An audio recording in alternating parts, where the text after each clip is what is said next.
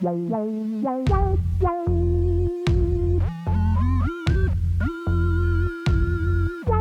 are several shows out there that I have watched over and over again, and I still think they're funny. One of those shows for me is Schitt's Creek. Hi, I'm Enneagram Fox, and I am a type 4, just trying to be a happier human. I also can't help but type the characters in movies, TV, and books.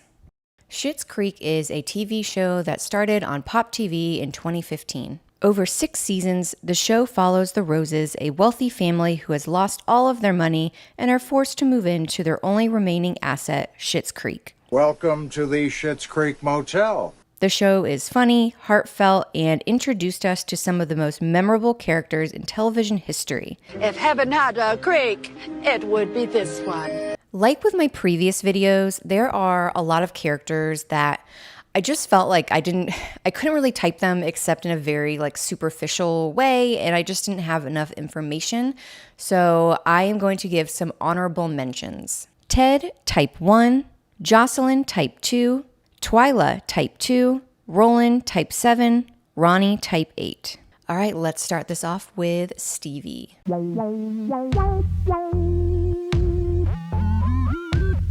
I think Stevie is a type 4. Type 4s are dreamers, and they really struggle to be where they are and be happy where they are. I see this a lot in Stevie. She works in a motel and would like to do anything else with her life. She even expresses fear about getting stuck in the hotel, and that's the only thing that she's going to do in her life. We're drinking to me not becoming an alcoholic. Now, type 7s are also dreamers. They also really struggle to stay present.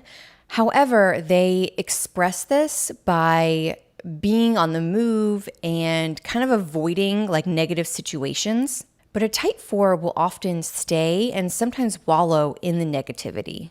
This is what we see Stevie doing at the beginning of the show.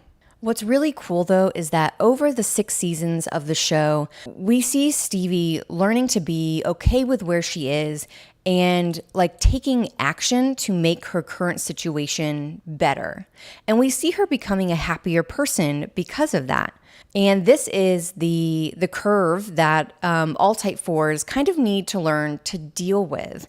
It's that being happy wherever they are. Type 4s are individualist. So they like to sometimes pretend, sometimes be serious about not needing anyone. And they are quite independent, so they do enjoy doing things on their own. They do this as a way to protect themselves and not need to rely on anyone else. Stevie does this from the start. She's very prickly towards a lot of people, and it takes her a while to really warm up to the Rose family. Oof, bet that got you laid.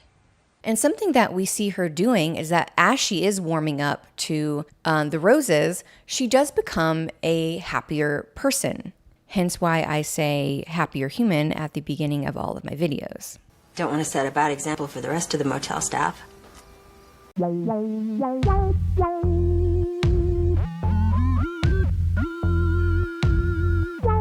I think Patrick is a type 5. So this is a character who I went back and forth on. Patrick clearly likes to do the right thing, and he has no problems telling people that, the way he's very straightforward with David, who kind of just says what he's thinking and doesn't really have a filter. It's not helpful for our relationship. However, I did think it would be interesting to view him as a type 5. Type 5s arm themselves with knowledge. They believe that being prepared with facts is how they will survive in the world. And to be very honest, if we were to ever have a zombie apocalypse, I would totally want a type 5 on my side. Well, anyone with a fiber of common sense would know that. And Patrick makes a very good business partner to David because Patrick knows a lot about business and he loves to share it. A lot of type 5s really enjoy knowing a lot about one thing or sometimes a lot of different things, and they love getting to share it with other people. Maybe you just needed to see what you didn't want. Type 5s rarely lose their cool in tense situations, and instead they can actually become very quiet and practical. We basically see this happening to Patrick like every time David overreacts to something, and the way Patrick deals with him is not matching David's energy. Instead, he maintains like just complete calmness and just practicality. Easiest decision of my life. Which brings me to my favorite Type 6 character of all time, David Rose.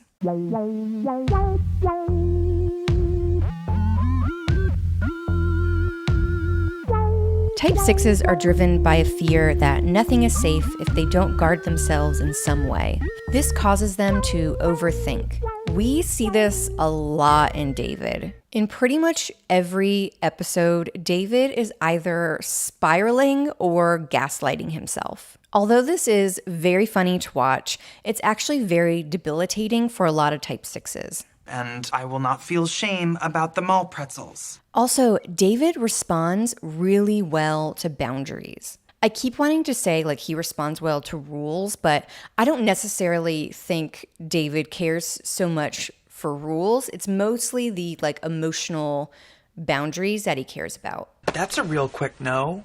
6s want stability and safety, and this can either be in a physical form or an emotional form. On one hand, we see him have overreactions to his sister Alexis because she doesn't care to follow any kind of guideline and she just thrives in instability. Oh my God, ew, David. But on the other hand, we see him calm down when Patrick speaks reasonably to him because Patrick presents facts that are neither good nor bad, safe nor unsafe, and this creates a more neutral world for David. Also, I just love David's clothes and all of his one-liners, which makes him my favorite Type 6. Wait, that compliment could bring me to tears?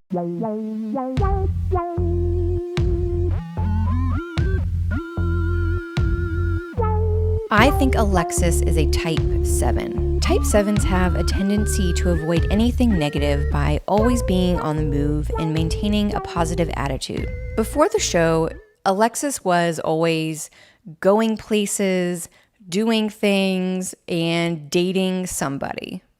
Yes, love that journey for me. When she and her family have to stay in Schitt's Creek, Alexis does everything she can to leave. She even tries to get her boyfriend to pick her up in his private jet. But when this doesn't happen, she maintains a positive attitude and adjusts to small town life a lot faster than the rest of her family. This is supposed to be fun. Type 7s also have a tendency to reframe the negative into positive.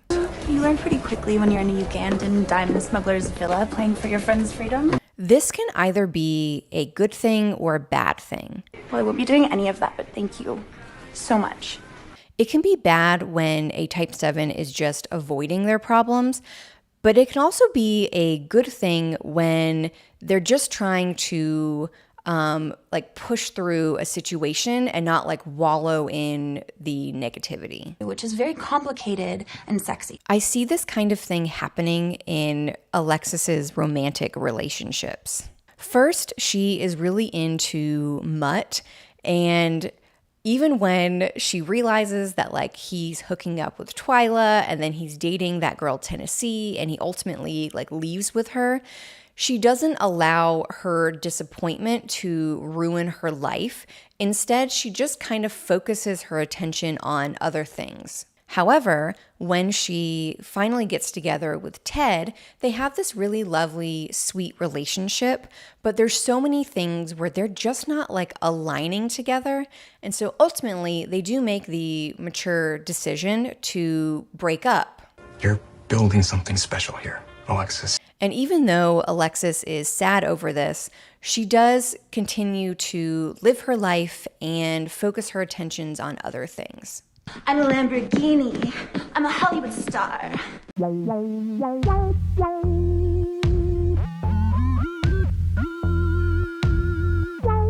I think Johnny Rose is a Type 1 or a Type 9. This one I really struggled with, and I think I'm just gonna leave him in like the gray area. So I'll explain how he is a type 1, but also how he's a type 9, which also those two types are next to each other on the Enneagram. So it kind of makes sense that I'm having this issue. Here's the thing you should know about my dad. Sweetest little guy, gives the worst gifts. I thought he could be a type 1 because Johnny is the most morally driven person in his family. He also feels the need to fix situations like the aging motel or his family's predicament. He's also quite straightforward in tense situations. I wouldn't trust rolling with a set of chopsticks, let alone a dead body. I also see those type 9 and type 2 wings come out for him. He's helpful like a type 2, but he's also supportive like a type 9. Yeah, I blew it, Johnny. I blew it big time. However, we see that he lives with this like unwavering kindness like a type 9. And he's kind of a pushover, which I think is evidenced by the way that he has raised two children who, even as adults, are extremely irresponsible. Because we're hip parents, and that comes at a price. Johnny also puts up with a lot from his wife, and I feel like any other type might try to, I don't know, make her stop being so overdramatic about everything.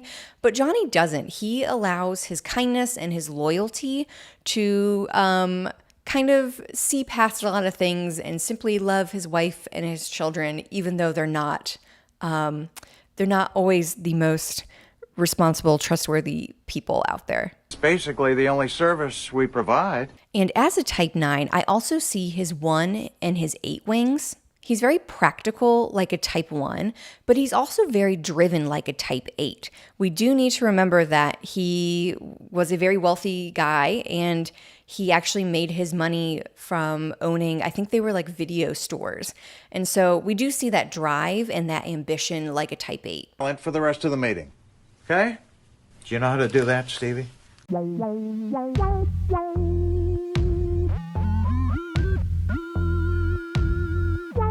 I think Moira is a type 3. I purposefully left the queen for last because Moira is one of the most iconic television characters of all time. Type 3s care about how they appear to others and may create a persona without even realizing it. Moira is so specific about her appearance, from the way she dresses to the way she speaks to how the people of Schitt's Creek view her. Type 3s also embrace attention. While other types like 4s and 5s really hate having people like look at them or sometimes don't even love being social with a lot of people, 3s are either confident or can fake confidence when in the spotlight. Moira's backstory is that she was on this very popular soap opera, and throughout the entire series, she loves getting attention from the people in the town of Schitt's Creek for being on that show. I'm what's known as offer only. Throughout the series, there are many times that Moira doesn't know how to do something, or she's just not good at something, but she fakes confidence to make it seem like, you know, she's not that bad, or, you know, she's actually really good at this. David, what does burning smell like?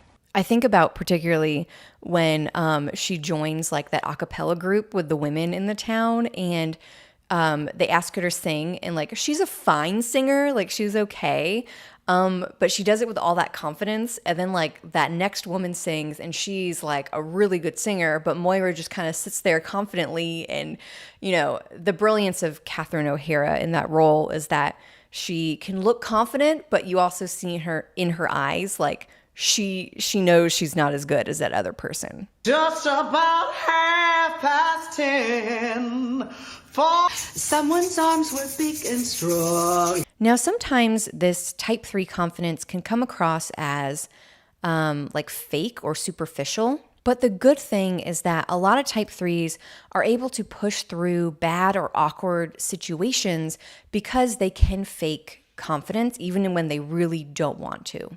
I'm filming television's Moira Rose. Won't you join me for a little stroll through the slice of paradise I like to call the town where I currently am? Also, a lot of other types like 4s, 5s, and 9s have a tendency to withdraw when there's any kind of tension, but a type 3 knows how to kind of get their way through those situations, and again, doing it with confidence. Take 1,000 naked pictures of yourself. Guys, thank you so much for coming through this video with me. It was so much fun. If you did like this video, please give it a thumbs up, and I will see you all next time. My name's Meryl, and I play the nervous but ambitious intern who's new to the city. Anne Hathaway in that situation. I don't know who that is. Well, that's more than enough information for me to go on.